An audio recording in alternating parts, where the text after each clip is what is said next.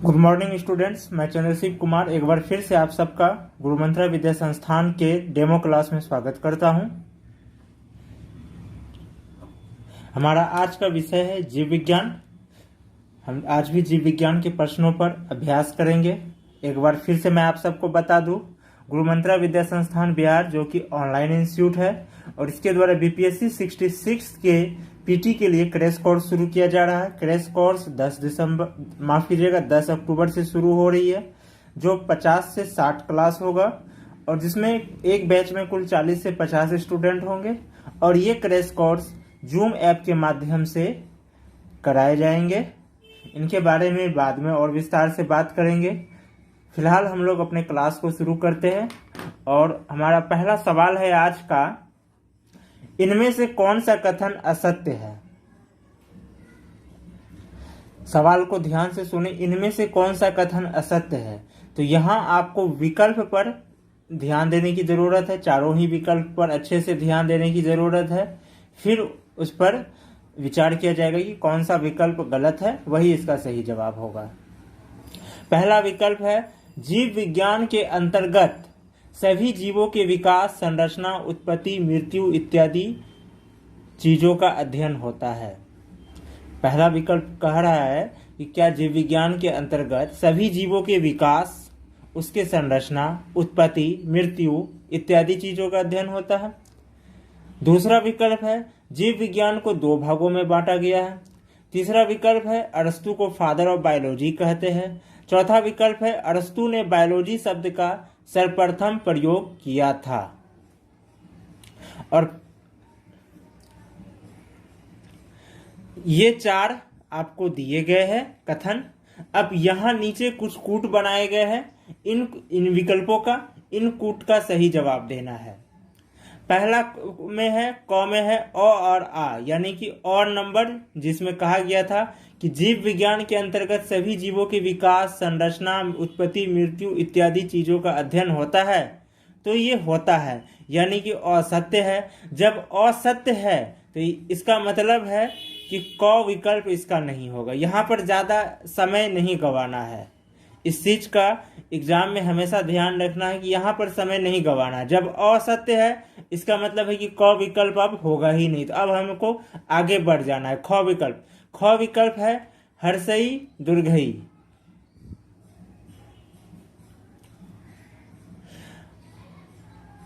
इसमें हर्षई कह रहे हैं, अरस्तु को फादर ऑफ बायोलॉजी कहते हैं। ये भी सही है, ये कथन भी सत्य है। जब ये कथन सत्य है तो इसका मतलब हमें और इस विकल्प में नहीं रहना, हमें आगे के विकल्प में जाना है।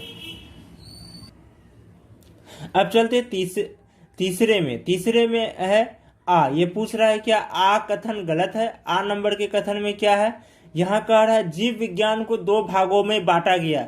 ये भी कथन सही है, जीव विज्ञान को दो भागों में बांटा गया। जैसे कि सभी जानते हैं, एक बोटनी, दूसरा जूलॉजी यानी जंतु विज्ञान और पादप विज्ञान, ये दो भागों में बांटा गया है। तो यानी कि तीसरा विकल्प भी इसका जवाब नहीं है। अब आते हैं चौथे विकल्प। चौथा विकल्प है सिर्फ दुर्घई। तो दुर्घई में क्या कथन है, अब इसको पढ़ते हैं। दुर्घई में कथन है, अरस्तु ने बायोलॉजी शब्द का सर्वप्रथम प्रयोग किया था। ये कथन गलत है। अरस्तु ने बायोलॉजी शब्द का सर्वप्रथम प्रयोग किया था, ये कथन गलत है। इसलिए गलत है क्योंकि बायोलॉजी शब्द का सर्वप्रथम प्रयोग फ्रांस के लेमार्क तथा जर्मनी के ट्रेवी रेनस ने 1801 ईस्वी में किया था। यहाँ एक बात को ध्यान रखिएगा, अरस्तु को बेशक फादर ऑफ बायोलॉजी कहा जाता है, जैसा कि ऑप्शन हर्षई में यही कथन था कि अरस्तु को फादर ऑफ बायोलॉजी कहते हैं। यही रीजन है कि ख नंबर गलत नहीं हुआ। ख नंबर में हर्षई और दुर्घई दोनों है, तो इसमें दुर्घई का कथन बेशक गलत है, लेकिन हर्षई का कथन चूंकि सही है, इस वजह से ये इनका उत्तर नहीं होगा। इनका उत्तर हो जाएगा यहाँ पर घ, क्योंकि घ में केवल दुर्घई है। और दुर्घई में क्या कथन है, दुर्घई में कथन है अरस्तु ने बायोलॉजी शब्द का सर्वप्रथम प्रयोग किया था, और ये कथन असत्य है क्योंकि बायोलॉजी शब्द का सर्वप्रथम प्रयोग फ्रांस के लेमार्क ने तथा जर्मनी के ट्रेवी रेनस ने 1801 ईस्वी में किए थे। तो एक नंबर का जो सही जवाब है वो है घ, यानी कि सिर्फ घ का मतलब हुआ कि दुर्घई विकल्प जो दुर्घई में जो कथन दिया गया है वह सत्य है, बाकी अ, आ और हर्षई में जो कथन दिया गया है वह सत्य है। अ में कथन था जीव विज्ञान के अंतर्गत सभी जीवों के विकास, संरचना, उत्पत्ति, मृत्यु इत्यादि चीजों का अध्ययन होता है। आ में कथन है जीव विज्ञान के दो भागों में बांटा गया है, ये भी सत्य है। और हर्षई में है अरस्तु को फादर ऑफ बायोलॉजी कहते हैं, ये भी सही है, अर्थात अ, आ और हर्षई सही है। और अब दुर्घई में आते हैं। दुर्घई में है अरस्तु ने बायोलॉजी शब्द का सर्वप्रथम प्रयोग किया था, ये कथन गलत है, क्योंकि बायोलॉजी शब्द का सर्वप्रथम प्रयोग फ्रांस के लेमार्क ने तथा जर्मनी के ट्रेविरेनस ने 1801 ईस्वी में किया था। अब हम अपने दूसरे प्रश्न में आते हैं। दूसरा प्रश्न है इनमें से कौन सा कथन सत्य है। यहाँ ध्यान दीजिएगा, पहला में क्या था, असत्य है, दूसरा में है सत्य है। पहले हम सारे कथन को पढ़ लेते हैं। इसमें 3 कथन है, अ, आ, हर्षई। उसमें 4 कथन थे, यहाँ 3 कथन है, तो तीनों कथन को पहले पढ़ लेते हैं। पहला कथन है बायोलॉजी शब्द का सर्वप्रथम प्रयोग फ्रांस के लेमार्क तथा जर्मनी के ट्रेविरेनस ने 1801 ईस्वी में किया था। यानी ये अभी हम पिछले क्लास में ही अभी इस पर चर्चा कर चुके हैं कि उन्होंने ही किया था, यानी ये कथन सत्य है। अब आते आ में, पादप विज्ञान के जनक थियोफ्रेस्टस को कहा जाता है, ये भी सत्य है। फादर ऑफ बायोलॉजी अरस्तु कहलाते हैं, लेकिन फादर ऑफ बोटनी यानी कि पादप विज्ञान ये थियोफ्रेस्टस को कहते हैं, यह कथन सत्य है। तीसरा, अरस्तु को जंतु विज्ञान के भी पिता कहा जाता है, ये भी कथन सत्य है। अरस्तु को तीनों ही, माफ कीजिएगा, अरस्तु को जंतु विज्ञान के भी पिता कहा जाता है और बायोलॉजी के भी पिता कहा जाता है। तो इस हिसाब से इसका जो जवाब है, अब देखते हैं इनमें से कौन सा विकल्प में तीनों ही कथन का दिया गया। क में दिया गया है कूट बनाया गया है और आ का, तो ये नहीं होगा क्योंकि कथन तो तीनों सत्य है। ख में दिया गया है केवल हर्षई, ये भी नहीं होगा क्योंकि तीनों ही कथन सत्य है। ग में दिया गया है हर्षई और आ, ये भी नहीं होगा क्योंकि इसमें भी, यहाँ भी वही बात है कि तीनों ही दिया गया है। घ में अ, आ, हर्षई ये दिया गया है, तो इसका मतलब है इसका उत्तर घ होगा। और अंघ का जैसा विकल्प सबको पता है, इनमें से कोई नहीं या एक से अधिक, ये यहाँ इसलिए नहीं होगा क्योंकि घ में ये तीनों विकल्प आते हैं। अगर घ में भी अ, आ रहता या केवल हर्षई रहता, कुछ रहता, तब इनका विकल्प अंघ होता, क्योंकि उस हिसाब से तब क का भी विकल्प सही सत्य है, ख का भी विकल्प सत्य है, ग का भी विकल्प सत्य है, घ का भी विकल्प सत्य है, तो अब अंघ होता है। लेकिन चूंकि अंघ में, माफ कीजिए, घ में तीनों कथन का है, अ का भी दिया हुआ है, आ का भी कूट बना हुआ और हर्षई का भी कूट बना हुआ, इस वजह से घ। अगर सपोज कीजिए, यहाँ सपोज कीजिए अगर घ में तीनों का कूट ना होता, अ, आ, हर्षई ना होकर सिर्फ आ होता या सिर्फ अ होता या सिर्फ हर्षई होता, तब यहाँ पर इसका विकल्प अंघ सही होता है, यानी कि इनमें से सभी। मैं आप लोगों को एक बात बता दूं, पादप विज्ञान के जनक यानी कि बोटनी के जनक थियोफ्रेस्टस को कहा जाता है और उन्होंने अपनी एक पुस्तक लिखी थी हिस्टोरिया प्लांटोरियम, जिसमें कि 500 प्रकार के पौधों को उन्होंने जानकारी दिए थे।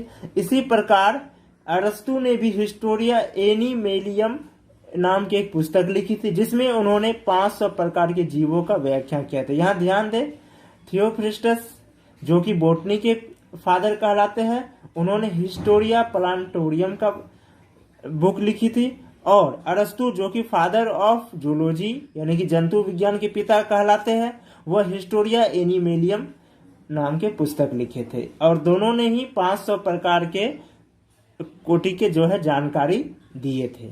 इन्होंने भी 500 प्रकार के पौधों के जानकारी दिए थे और इन्होंने भी 500 प्रकार के जीवों का व्याख्या किया था। अब हमारा अगला सवाल है, हिस्टोरिया प्लांटोरियम के लेखक कौन है। इसके विकल्प है अरस्तु, लेमार्क, एआइओप्रीन, थियोफ्रेस्टस, और 5वां विकल्प इनमें से कोई नहीं या एक से अधिक। इसका जवाब अभी थोड़ी देर पहले ही बता चुके हैं, थियोफ्रेस्टस, यही हिस्टोरिया प्लांटोरियम के पिता है। अरस्तु हिस्टोरिया एनिमेलियम के पिता है, और लेमार्क के बारे में पता है कि लेमार्क जो है उन्होंने ही जो कि फ्रांस के थे, बायोलॉजी शब्द का सर्वप्रथम प्रयोग किए थे ट्रेविरेनस के साथ। और AI ऑपरिन के बारे में हम लोग आगे के सवालों में चर्चा करेंगे। तो इसका जो सही जवाब है ये घ होगा, इसका भी थियोफ्रेस्टस, यानी कि थियोफ्रेस्टस ही हिस्टोरिया प्लांटोरियम के लेखक है।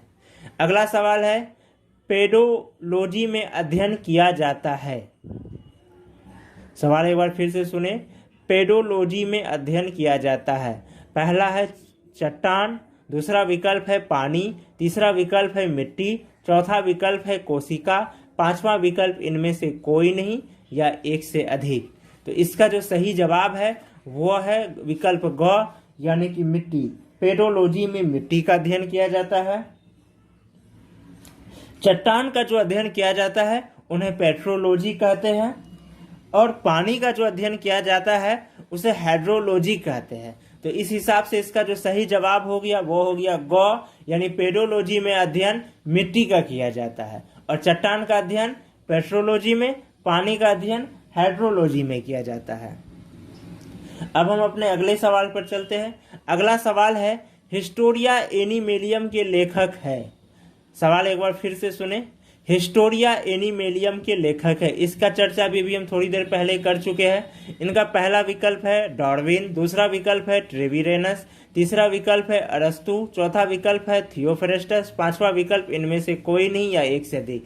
ये जो आप अंगह नंबर में डॉट डॉट देखते हैं तो इस डॉट डॉट का मतलब होता है इनमें से कोई नहीं या एक से अधिक। अंगह नंबर में हमेशा याद रखें, जैसा कि बीपीएससी में भी होता है, उनका फिक्स है पांचवा विकल्प, बीपीएससी में भी इनमें से कोई नहीं या एक से अधिक। उसी प्रकार यहाँ भी हमारे यहाँ भी एक फिक्स कर दिया गया है कि हमारे जो भी सेट प्रैक्टिस होंगे, पांचवा विकल्प का मतलब है इनमें से कोई नहीं या एक से अधिक। तो सवाल एक बार फिर से मैं बोल रहा हूं, हिस्टोरिया एनिमेलियम के लेखक है। सवाल है हिस्टोरिया एनिमेलियम के लेखक है। पहला विकल्प डार्विन, दूसरा विकल्प ट्रेविरेनस, तीसरा विकल्प अरस्तु, चौथा विकल्प थियोफ्रेस्टस, पांचवा विकल्प इनमें से कोई नहीं, एक से अधिक। इसका जवाब भी अभी थोड़ी देर पहले हो चुका है चर्चा, इस पर हम चर्चा कर चुके हैं कि अरस्तु ने हिस्टोरिया एनिमेलियम को बुक लिखे है जिसमें उन्होंने 500 प्रकार के जीवों का व्याख्या की है। इन्हें फादर ऑफ जूलॉजी भी कहा जाता है, और अरस्तु को ही फादर ऑफ बायोलॉजी भी कहा जाता है। और थियोफ्रेस्टस ने हिस्टोरिया प्लांटोरियम लिखे हैं जिसमें उन्होंने 500 प्रकार के पौधों का व्याख्या किया है, और थियोफ्रेस्टस को ही फादर ऑफ बॉटनी कहा जाता है। आगे बढ़ने से पहले मैं एक बार आप लोग को फिर बता दूं कि बीपीएससी 66 के लिए, आप लोग ध्यान से सुन ले, बीपीएससी 66 के लिए जो इसकी पीटी का एग्जाम जो तय किया गया है बोर्ड ने बीपीएससी के द्वारा 27 दिसंबर 2020, तो इसके लिए हम गुरुमंत्रा विद्या संस्थान के द्वारा, गुरुमंत्रा विद्या संस्थान जो कि बिहार के ऑनलाइन इंस्टीट्यूट है, क्योंकि ये ऑनलाइन है तो फिर पूरे इंडिया से ये जुड़ा हुआ है, लेकिन चूंकि ये बिहार से चल रही तो इसलिए इसका बिहार द्वारा ही इसे सांकेतिक रूप से बिहार ही रखा गया है नाम। तो गुरुमंत्रा विद्या संस्थान बिहार जो कि ऑनलाइन इंस्टीट्यूट है, और हमारे गूगल ऐप भी है। गूगल ऐप का जो लिंक है मैं वीडियो के डिस्क्रिप्शन में डाल दूंगा, और अभी ऐप का भी नाम बता दूंगा। तो गुरुमंत्रा विद्या संस्थान बिहार के द्वारा क्रैश कोर्स शुरू किया जा रहा है। ये क्रैश कोर्स बीपीएससी 66 पीटी के लिए शुरू किया जा रहा है, जिसमें कुल 50 से 60 क्लास होंगे, जहां पर जीएस प्लस करंट का पूरा प्रैक्टिस कराया जाएगा, और इसमें 40 से 50 स्टूडेंट का बैच बनेगा। कितने स्टूडेंट का? तो केवल 40 से 50 स्टूडेंट का बैच बनेगा, और ये जूम ऐप के माध्यम से कराया जाएगा या गूगल मीट के माध्यम से। जूम ऐप या गूगल मीट, इन दोनों के माध्यम से कराया जाएगा, जूम ऐप या गूगल मीट के माध्यम से। यानी कि क्लास के दौरान स्टूडेंट चर्चा पर खुलकर भाग ले सकते हैं। जो भी उनके मन में कंफ्यूजन है वह कॉन्फ्रेंसिंग क्लास के दौरान खुलकर बोल सकते हैं, उस पर चर्चा कर सकते हैं, किसी प्रकार का कोई कंफ्यूजन नहीं रहेगा। ये गुरु मंत्रा विद्या संस्थान बिहार के द्वारा शुरू किया जा रहा है और ये स्टार्ट हो रहे हैं 10 अक्टूबर 2020 से। 10 अक्टूबर 2020 से ये स्टार्ट हो रहा है, बैच स्टार्ट होने वाली है। जिन्हें भी एडमिशन लेना है वो हमसे कांटेक्ट कर सकते हैं। हमारा कांटेक्ट नंबर आप नोट कर ले, 8210059115, ये कॉलिंग नंबर है। और हमारा व्हाट्सएप और टेलीग्राम नंबर भी नोट कर सकते हैं, 9135904639। ये हमारा व्हाट्सएप और टेलीग्राम नंबर है। आप हमसे व्हाट्सएप और टेलीग्राम से भी कांटेक्ट कर सकते हैं। आपको मैं बता दूं 10 अक्टूबर 2020 से शुरू हो रही है। 50 से 60 क्लास चलेगी, जिसमें जीएस और करंट का पूरा तैयारी कराए जाएंगे और जूम ऐप और गूगल मीट के माध्यम से होंगे। 40 से 50 स्टूडेंट का बीच का बैच होगा और जूम ऐप गूगल मीट के माध्यम से इसलिए कराई जा रही है ताकि स्टूडेंट खुलकर अपना जो उनके मन में जो भी संदेह हो, जो भी कंफ्यूजन है, उसे वो रख सके, क्लास के दौरान खुलकर चर्चा कर सके। इस कारण से ये जूम ऐप और गूगल मीट के माध्यम से इसका क्लास की तैयारी कराई जा रही है। मैं आपको वीडियो के डिस्क्रिप्शन में अपना गूगल ऐप का लिंक दे दूंगा, कॉन्टैक्ट नंबर भी दे दूंगा, सारा चीज़ वहाँ, सारा डिटेल वहाँ दे दूंगा। और हमारे गूगल ऐप का नाम ऐसे मैं बता देता हूँ। हमारे गूगल ऐप का नाम है मिशन यूपीएससी SPSC गुरु मंत्रा। आप मिशन यूपीएससी SPSC भी अगर सर्च करेंगे तो ये आ जाएगा। बस ध्यान में रखना है कि गुरु मंत्रा बगल में हो। मैं लिंक डिस्क्रिप्शन में डाल दूंगा। 10 अक्टूबर 2020 से हमारा क्लास शुरू हो रहा है। हमारे मेंस बैच भी चलते हैं, अभी मेंस बैच भी चल रहे हैं, जो एक क्लास सुबह कराई जाती है, एक क्लास शाम कराई जाती है। जिन छात्रों को मेंस की भी तैयारी करना हो वो भी हमसे कांटेक्ट कर सकते हैं और जिन्हें यूपीएससी की तैयारी करना हो वो भी हमसे कांटेक्ट कर सकते हैं। अभी यूपीएससी के भी मेंस बैच चल रहे हैं और बीपीएससी के भी मेंस बैच चल रहे हैं। ये बैच सुबह चला रहे हैं, एक क्लास सुबह लिया जाता है और एक क्लास शाम में 8 बजे लिया जाता है और एक क्लास सुबह 7 बजे से लिया जाता है। जिन छात्रों को मेंस की भी तैयारी करना हो वो भी हमसे जुड़ सकते हैं और जिन्हें पीटी की तैयारी करना हो, क्रैश कोर्स की तैयारी करने से, वो भी हमसे जुड़ सकते हैं जिन्हें क्रैश कोर्स करना हो। और जो छात्र क्लास नहीं कर सकते हैं वो हमारे व्हाट्सएप पीटी बैच के माध्यम से भी हमारे क्लास का लाभ ले सकते हैं। व्हाट्सएप पीटी बैच, व्हाट्सएप के माध्यम से इसमें हम नोट्स PDF डाल देते हैं। व्हाट्सएप के माध्यम से यहाँ नोट्स प्लस PDF मिलेंगे और संडे में, प्रत्येक संडे को जो है, संडे को एक डिस्कशन क्लास रखा जाता है जूम ऐप या गूगल मीट के माध्यम से। जूम ऐप या गूगल मीट के माध्यम से संडे को इस पर डिस्कशन भी कराया जाता है और बाकी के दिन व्हाट्सएप के माध्यम से नोट्स और PDF भेजे जाते हैं। टेस्ट लिया जाता है, प्रत्येक संडे को टेस्ट लिया जाता है और बहुत जल्द यहाँ रेगुलर टेस्ट सीरीज शुरू होने वाली। और इनका फी है, इनका अभी जो फी है वो 250 + 250 + 200 यानी कि टोटल 700 है।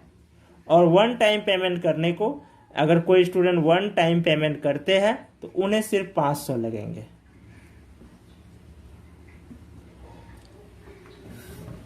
अब हम अपने क्लास को आगे बढ़ाते हैं। ये सारे डिटेल वीडियो के डिस्क्रिप्शन में मैं एक डाल दूंगा, आप लोग ध्यान से पढ़ ले, फिर जिन्हें जो इच्छा हो वह क्लास जुड़ सकते हैं।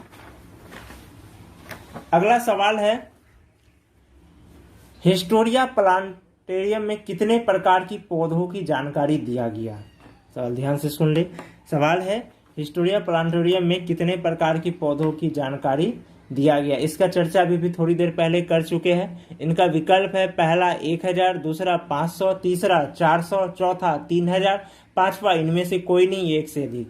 इनका चर्चा अभी थोड़ी देर पहले ही कर चुके हैं। हिस्टोरिया प्लांटेरियम में 500 प्रकार के पौधों की जानकारी दिया गया। अगला सवाल है, हिस्टोरिया एनिमेलियम में कितने प्रकार की जीवों की जानकारी दिया गया? इनका भी अभी थोड़ी देर पहले चर्चा कर चुके हैं। हिस्टोरिया प्लांटेरियम कौन लिखे थे? थियोफ्रेस्टस। और हिस्टोरिया एनिमेलियम किन्होंने लिखा है? तो ये लिखे हैं अरस्तु ने, जिन्हें फादर ऑफ बायोलॉजी भी कहते हैं। तो हमारा ये सवाल है, हिस्टोरिया एनिमेलियम में कितने प्रकार के जीवों की जानकारी दिया गया है। पहला विकल्प है 3000, दूसरा विकल्प 500, तीसरा 150, चौथा 900, पांचवा इनमें से कोई नहीं या एक से अधिक। इन पर भी थोड़ी देर पहले चर्चा कर चुके हैं कि हिस्टोरिया इन मीडियम में 500 प्रकार की जीवों की जानकारी दिया गया, यानी कि हमारा जो सही विकल्प है वह है यहाँ भी ख नंबर, यानी 500 प्रकार की जीवों की जानकारी दी गई है। आगे के जो सवाल है यहाँ कूट दिया गया है जिन्हें मिलान करना है। कूट 1 है जंतु विज्ञान के पिता, पहले मैं एक तरफ का बोल देता हूं फिर दूसरे तरफ का। कूट 1 में जो दिया गया है जंतु विज्ञान के पिता, दूसरा में है पादप विज्ञान के पिता, तीसरा में है आधुनिक अनुवांशिकी के जनक, चौथा है स्वतः जनन के सिद्धांत का खंडन।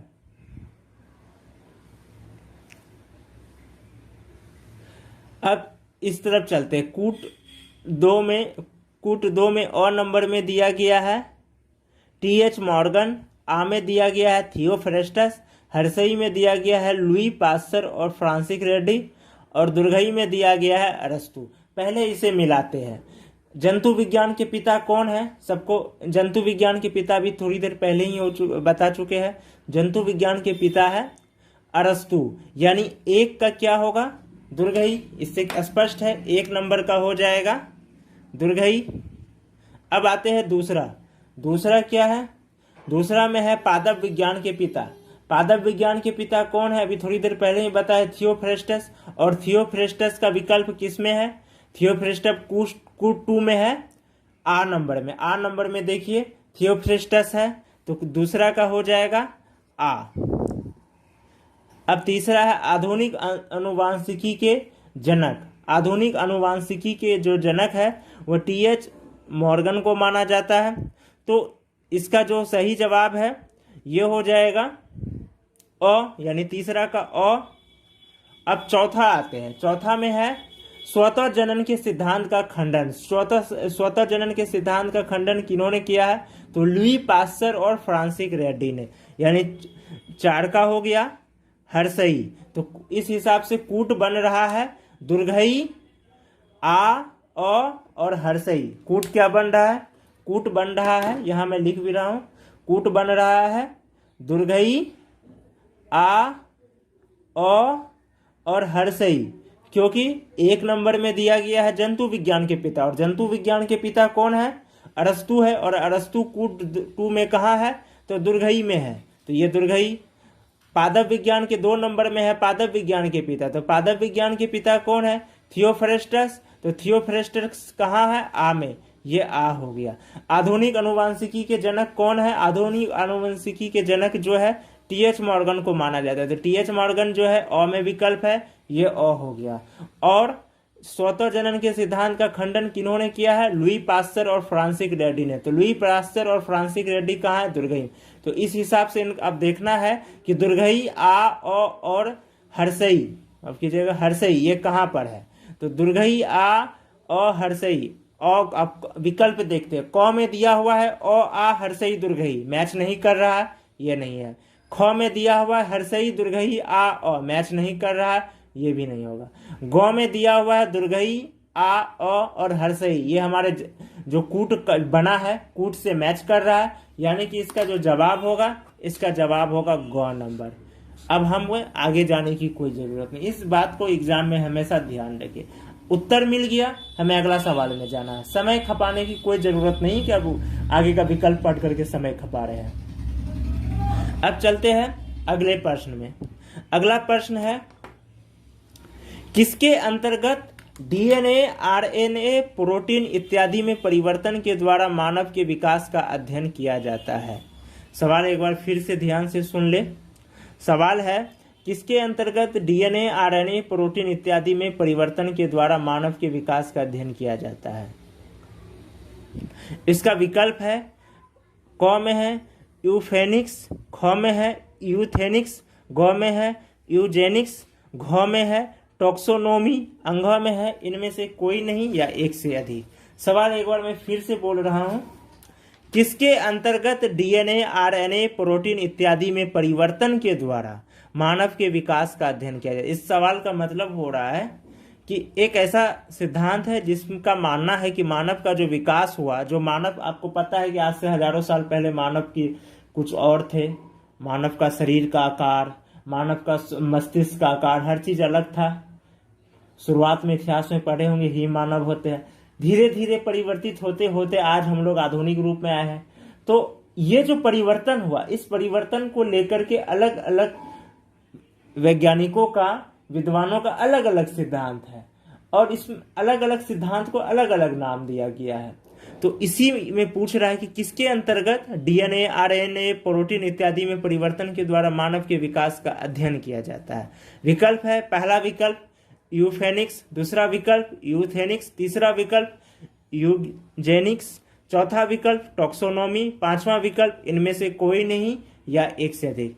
इसका जो सही जवाब है क नंबर, यानी यूफेनिक्स। इसके अंतर्गत माना जाता है कि डीएनए, आरएनए, प्रोटीन इत्यादि में परिवर्तन के द्वारा ही मानव का विकास का अध्ययन किया जाता है। इसमें जो मानव के विकास का अध्ययन होता है यूफेनिक्स में, तो ये डीएनए, आरएनए, प्रोटीन इत्यादि में परिवर्तन के आधार मानकर किया जाता है।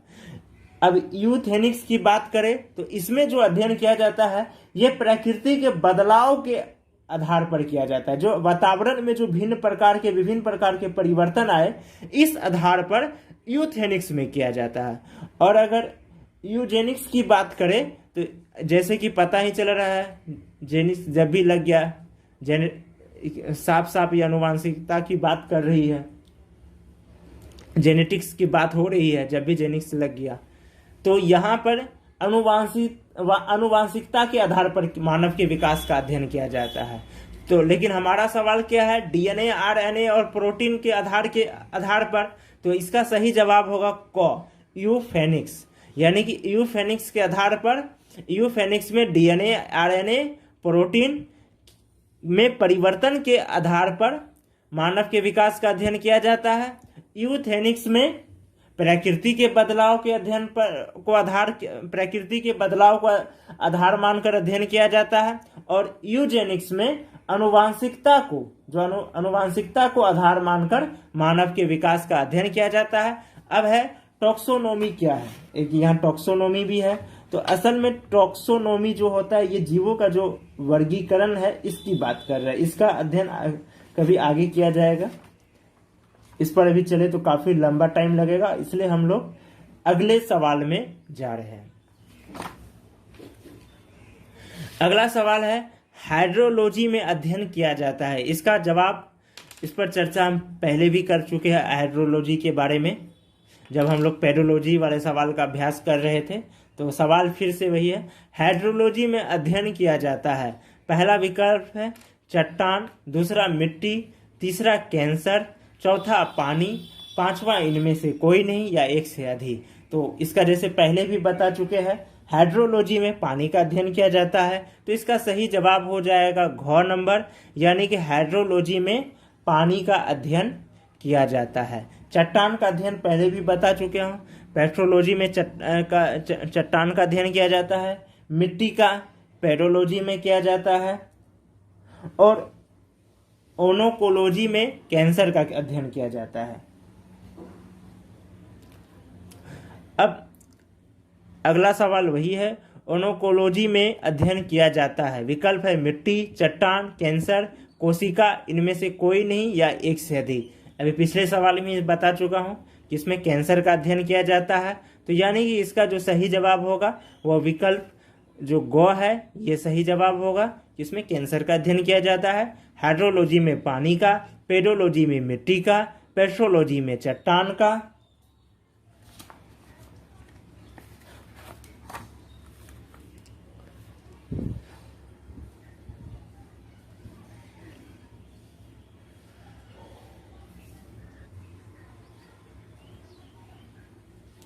हमारा अगला सवाल है, पेड़ पौधे एवं जीव जंतु के बाह्य अंगों का अध्ययन किया जाता है। सवाल एक बार फिर से सुन ले, पेड़ पौधे एवं जीव जंतु के बाह्य अंगों का अध्ययन किया जाता है।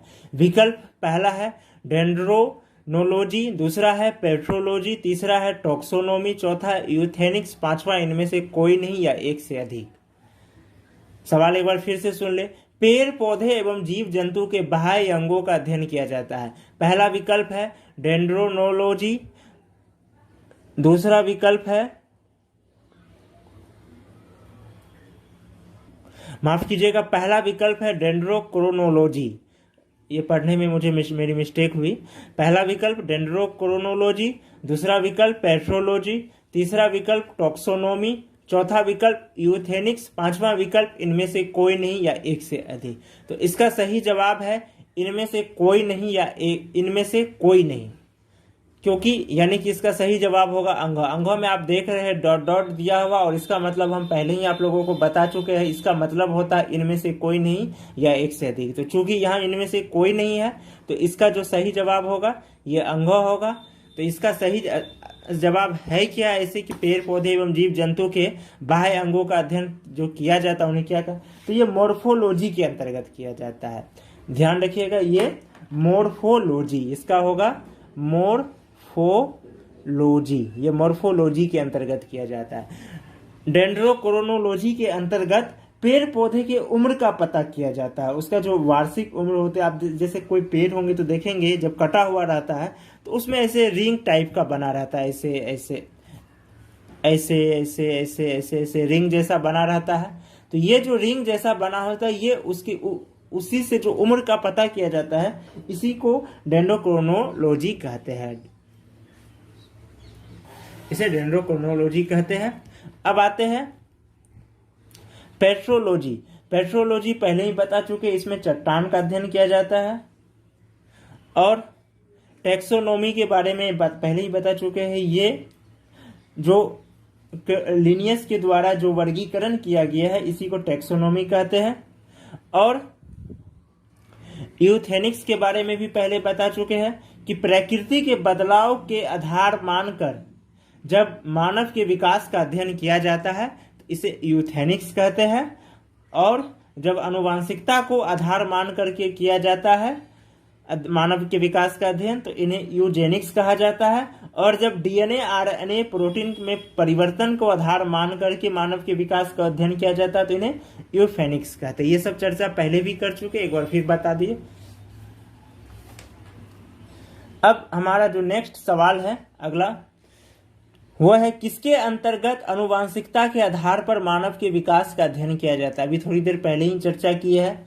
ये जो है यूफेनिक्स के आधार पर माफ कीजिएगा, यूजेनिक्स के आधार पर किया जाता है। तो पहला विकल्प है इसमें यूथेनिक्स, दूसरा विकल्प यूजेनिक्स, तीसरा विकल्प यूफेनिक्स, चौथा विकल्प साइटोलॉजिक, पांचवा विकल्प इनमें से कोई नहीं या एक से अधिक। जैसा अभी पहले ही अभी बता चुके हैं कि आनुवांशिकता के आधार पर जो मानव के विकास का अध्ययन किया जाता है उसे यूजेनिक्स कहते हैं, यानी इसका विकल्प जो ख है ये सही जवाब है। अब अगला सवाल है स्वतः जनन का सिद्धांत। स्वतः जनन का सिद्धांत अधिकांश अर्थात कि स्वतः जनन का सिद्धांत अर्थात अधिकांश जीवों की उत्पत्ति स्वतः ही निर्जीव पदार्थों से हुई है, ये किन्होंने दिया है? सवाल है कि स्वतः जनन का सिद्धांत किन्होंने दिया है, और स्वतः जनन का मतलब है, यहाँ जो स्वतः जनन का तात्पर्य है वह है अधिकांश जीवों की उत्पत्ति स्वतः ही निर्जीव पदार्थों से भी, ये किन्होंने दिया? इस सवाल को आपको इस प्रकार से भी दिया जा सकता है कि किन्होंने ये सिद्धांत दिया है कि अधिकांश जीवों की उत्पत्ति स्वतः ही निर्जीव पदार्थों से हुई है। इनका विकल्प है, पहला विकल्प है अरस्तु ने, दूसरा विकल्प है लुई पास्चर ने, तीसरा विकल्प है फ्रांसिस रेड्डी ने, चौथा विकल्प है टीएच मॉर्गन ने, पांचवा विकल्प इनमें से कोई नहीं या एक से अधिक। तो इसका जो सही जवाब है वो है क नंबर, अरस्तु ने। अरस्तु ने ही यह सिद्धांत दिया है कि अधिकांश जीवों की उत्पत्ति स्वतः ही निर्जीव पदार्थों से हुई है। इस चीज को हमेशा याद रखें। एआई ऑपरिन के जीवनों का रसो संश्लेषित उद्भव का सिद्धांत की पुष्टि किन्होंने की? एआई ऑपरिन के बारे में मैं आप लोगों को बता देता हूं। एआई ऑपरिन जो है, इन्होंने एक जीवों की जीवन की उत्पत्ति को लेकर के एक सिद्धांत दिए थे, जो जीव की जो उत्पत्ति होती है, जिनका नाम था जीवों का रसो संश्लेषित उद्भव का सिद्धांत। इनका मानना था कि जो जीवों की जो उत्पत्ति हुई ये केमिकल रिएक्शन है, ये केमिकल यानी रसायन शास्त्र के आधार पर हुआ, ये इसे रसायन शास्त्र का भाग।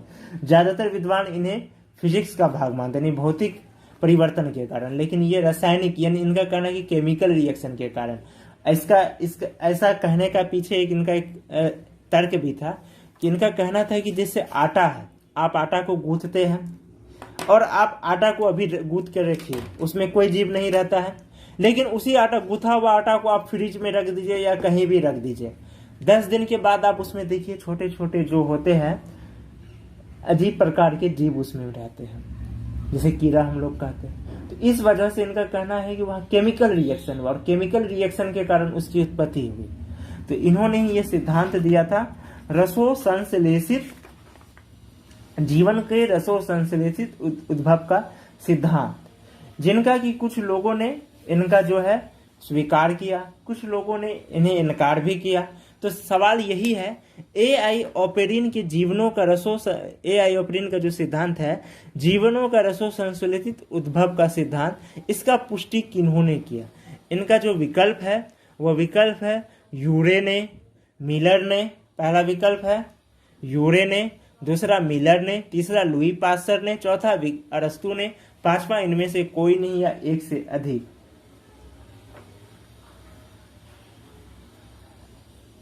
इनका जो सही जवाब है वह है यूरे एवं मिलर ने। क एवं ख, यूरे एवं मिलर दोनों ने ही जो है इनके जो बायोकेमिकल इवोल्यूशन का जो है सिद्धांत को जो है पुष्टि किया। तो इस हिसाब से इसका जो जवाब होगा वो अंगह नंबर हो जाएगा, इनमें से कोई नहीं या एक से अधिक, या क्योंकि दोनों ने ही किया है और दोनों अलग अलग जगह, एक क में है एक ख में है, तो इसका सही जवाब हो जाएगा अंगह इनमें से एक से अधिक, यानी यूरे और मिलर दोनों ने एआई ऑपेरिन के जीवनों के रसो संश्लेषित उद्भव का सिद्धांत का पुष्टि किए थे।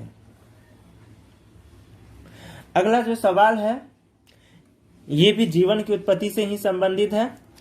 अब ये सवाल लेमार्कवाद आप लोग पढ़े होंगे, 9th-10th में भी पढ़े होंगे बायो में। ये लेमार्कवाद काफी फेमस रहा है।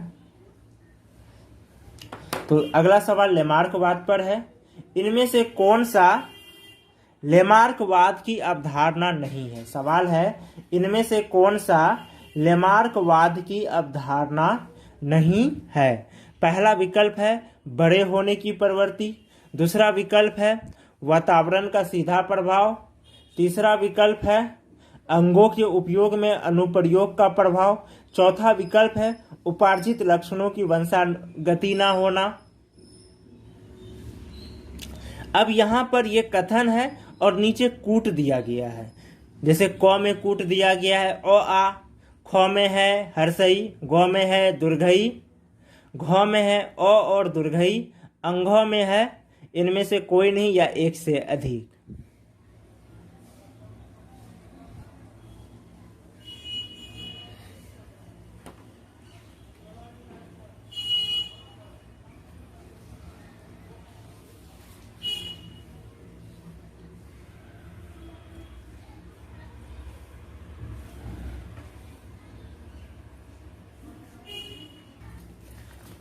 इस सवाल का जवाब से पहले हम लोग लेमार्कवाद के बारे में 2 मिनट जान लेते हैं। लेमार्क जो है, लेमार्कवाद का जो जन्मदाता है वह माने जाते हैं लेमार्क को। इन्होंने 1809 में फिलोसफिक जूलॉजी में, कौन सा पुस्तक? फिलोसफिक जूलॉजी में जो है इन्होंने लेमार्क एक सिद्धांत का व्याख्या किया, जिन्हों की theory of inheritance of एक्वाड characters के नाम से जाना जाता है। इनके अनुसार प्रत्येक जीव जो है अपने जीवन काल के दौरान जिस वातावरण में रहता है उसके प्रभाव से अनेक लक्षणों को उपार्जित करता है, क्योंकि वातावरण का प्रभाव जीवों के व्यवहार पर सीधा असर डालता है और यही उपार्जित लक्षण उनकी संतान तक पहुंच पाता है और धीरे धीरे नई जाति में परिवर्तित हो जाता है। इनका कहने का मतलब है कि कोई गर्म प्रदेश में रहता है तो धीरे धीरे वो उसी हिसाब से जो है लक्षण वो व्यक्ति जो होता है अर्जित कर लेता है, और जो उनका बच्चा होगा उस व्यक्ति का उसमें भी वो लक्षण रहेगा। इनका कहने का मतलब ये था। तो ये जो है इस कुल मिलाकर इनका सिद्धांत में 4 अवधारणाएं थी। इनके सिद्धांत में 4 अवधारणाएं थे। इस चीज को हमेशा याद रखें। ये इन्होंने 1809 में दिया था, फिलोसफिक जूलॉजी के माध्यम से पुस्तक में व्याख्या किया था, और इस सिद्धांत का नाम था theory of inheritance of acquired characters. और जो इनका 4 अवधारणाएं थी वो था बड़े होने की प्रवृत्ति। पहला था बड़े होने की प्रवृत्ति। इनकी पहला ये था कि जैसे जैसे जो होते हैं बड़ा होने की प्रवृत्ति से जो है लगातार प्रयोग होता है, उससे क्या होता है वो आकार में बढ़ जाता है, और जिसका नहीं होता है वो घट जाता है। दूसरा था अंगों के उपयोग एवं अनुपयोग का प्रभाव। अंगों के उपयोग एवं अनुपयोग का प्रभाव, यानी कि जिस अंग का हम लोग ज्यादा मजबूत प्रयोग करते हैं वो हमारा ज्यादा मजबूत हो जाता है, उसका आकार बढ़ता है। जैसे आप जिस हाथ का ज्यादा इस्तेमाल करते वो हाथ ज्यादा मजबूत होता है, और जिस हाथ का ज्यादा इस्तेमाल नहीं करते वो थोड़ा कमजोर होता है।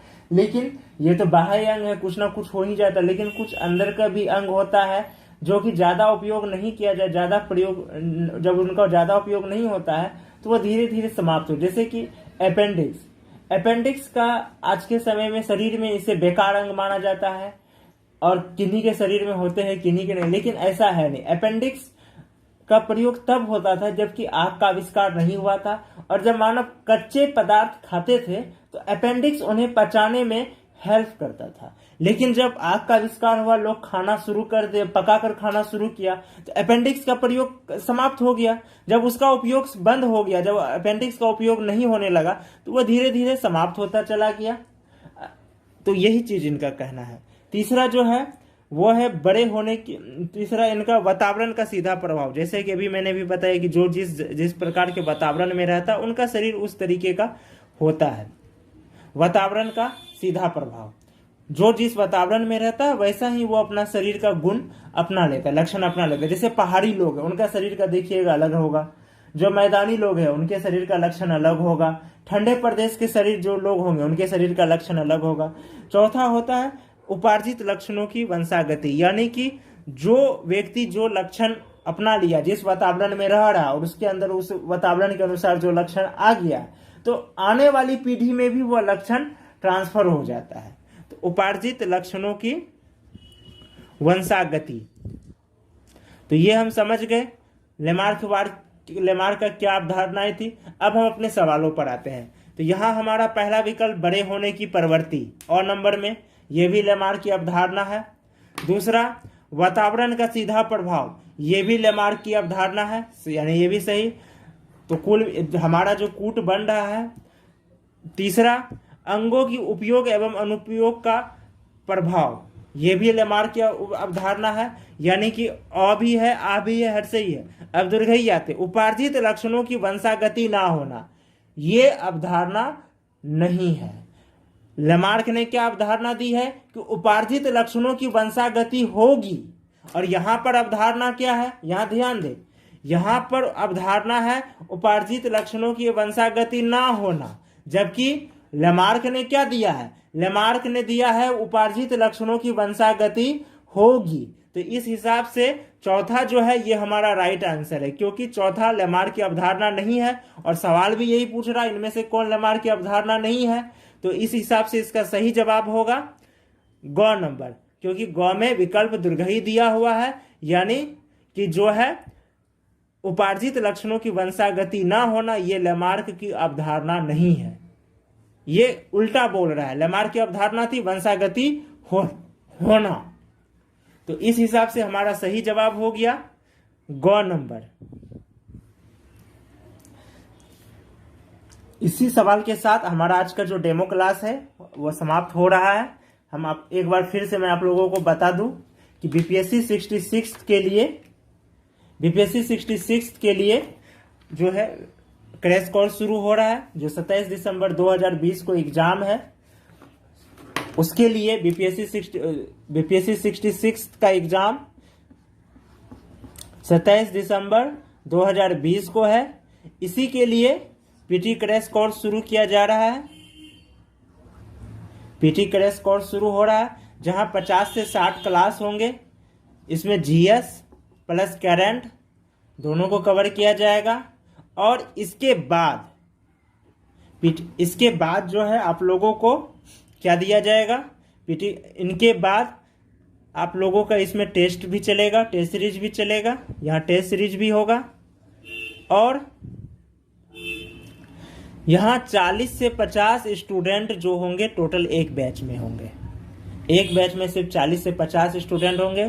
क्लास जूम ऐप और या गूगल मीट इन्हीं दोनों के माध्यम से लिया जाएगा। यानी कि आपको क्लास के दौरान डिस्कशन का पूरा मौका मिलेगा। आप खुलकर डिस्कशन कर सकते हैं जो भी आपको कन्फ्यूजन है। ये बैच शुरू हो रही है 10 अक्टूबर 2020 से। ये बैच 10 अक्टूबर 2020 से शुरू हो रही है। एडमिशन शुरू है। जिन्हें भी एडमिशन लेना है वो हमसे कांटेक्ट कर सकते हैं। हमारा कांटेक्ट नंबर है, कॉलिंग नंबर है 8210059115। ये हमारा कॉलिंग नंबर है।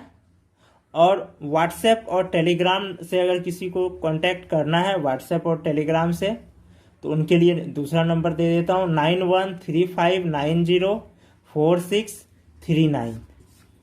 ये सारे डिटेल वीडियो के डिस्क्रिप्शन में मैं डाल दूंगा। और इसके साथ मैं आपको बता दूं कि हमारे जो इंस्टीट्यूट है गुरु मंत्रा विद्या संस्थान बिहार, इन्होंने अपना गूगल ऐप लॉन्च कर दिया है। यहाँ से आप नोट्स हमारे पढ़ सकते हैं, ब्लॉग्स पढ़ सकते हैं जो आपको सिविल सर्विस के एग्जाम में बहुत सहायक होंगे, आंसर राइटिंग में बहुत सहायक होंगे हमारे ब्लॉग्स। और हमारे ऐप का जो नाम है वो मैं यहाँ लिख देता हूँ, और इसका लिंक मैं आप लोगों को डिस्क्रिप्शन में डाल दूंगा। और नाम भी यहाँ मैं बता देता हूँ, मिशन यूपीएससी एसपीएससी गुरु मंत्रा। आप